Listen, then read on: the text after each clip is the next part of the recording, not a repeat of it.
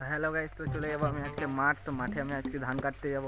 আর ধানে আমি বাঁশ দিতে যাচ্ছি। তো আমি বাঁশ যদি না দিই তো আমার বাবা আমার ঘাড়ে বাঁশ দিয়ে দেবে।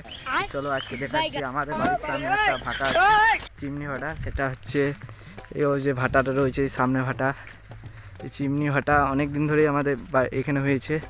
তো চলো তাড়াতাড়ি ভিডিওটা শেষ অবধি দেখে যাও তো কী হচ্ছে আমাদের সাথে।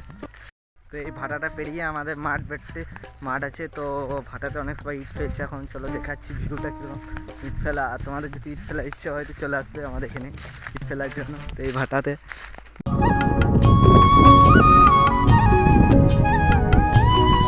আমাদের মাঠ সামনেই চলে এসেছি। যে এইসব ধান বাড়িগুলো আছে সব জলের কারণে অনেক নষ্ট হয়ে গেছিলো। ধানগুলো যে আছে সব তাড়াতাড়ি পাকেনি এখন। এগুলো তো আমাদের জমি নয়, তো আমাদের জমির সামনে যে আছে মাঠগুলো এই খালে এখনই ওই সামনে জমিগুলো আছে সেগুলো হচ্ছে আমাদের মাঠ।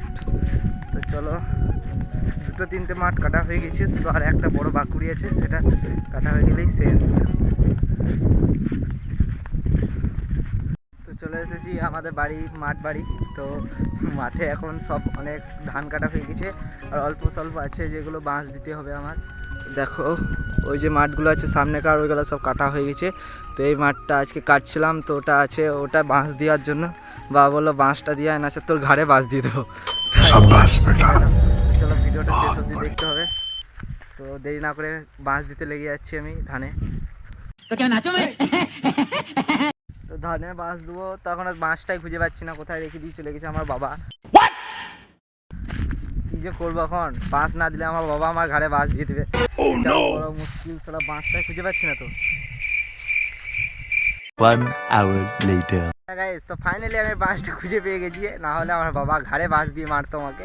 তো দেখো বাঁশটা খুঁজে পেয়ে গেছি, এইটাই দরকার ছিল আমার বাঁশ। তো এই বাঁশটা নিয়ে আমরা ধান বাড়িতে দেবো, না হলে তো আমার বাবা এই বাঁশটা নিয়ে আমার ঘাড়ে মেরে দেবে।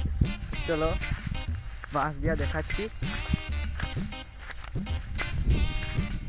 ভিডিওটা শেষ অবধি দেখবে, মজা লাগলে একটা লাইক অ্যান্ড কমেন্ট সাবস্ক্রাইবও করে দিও। নতুন ক্রিয়েটার তো কেউ সাপোর্ট করে না ভালো করে, তো একটু সাপোর্ট করে দিও। তো ফাইনালি গাইস, তো অর্ধেকটা আমার বাঁশ দেওয়া হয়ে গেছে।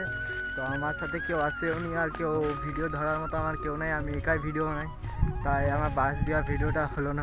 শো বানানে वाले चूतिया थे और हम भी, মানে ধানে বাঁশ দেওয়ার কথা বলছি। তো ওই তো কেউ তো নেই, তো আরও অর্ধেকটা আছে। দেখো পুরোটা বাঁশ দেওয়া হয়নি, অর্ধেকটা হলো। আর এই পাশে যে পুরোটা আছে সেটা বাঁশ দেওয়া হয়ে গেলে বাড়ি চলে যাব। তো হ্যালো গাইস, তো বাঁশ দিতে আমি অনেক দম লেগে গেল।